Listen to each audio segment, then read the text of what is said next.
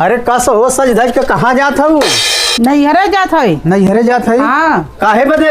हमार माई बोलाई नहीं है। माही बोलाइन है? हाँ। तो पता नहीं बा का रहा पता? अरे फागुन चलता, फगुआ आवई वाला बा, बिताई ले तो जाऊ। नहीं हम जाबे। अरे नहीं जाए की बा ना। काहे? 4 रोज में फगुआ बा ना। फगुआ आवे वाला बात हम का करें? अरे तिहरे के रहे घरवा हमारे? तू है ना? हम है। हाँ तब तो वहाँ तू का करबू?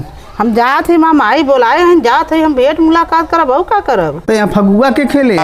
फगुआ खेले के रहब का हम? हाँ हम वही खेल ले फगुआ। वही खेल ले। हाँ फगुआ खेले के बना, हम वही खेल ले अपने भैया हरन से। आयो का ना खेल नहीं जाए के बा। हम जाबे। केतनो के नहीं जाए के बा? हम जाबे। ना मनबू? नहीं जाबे करबू? जाबे कर। जा। हम तहाँ जाब तो जा तो फिर आऊ मत।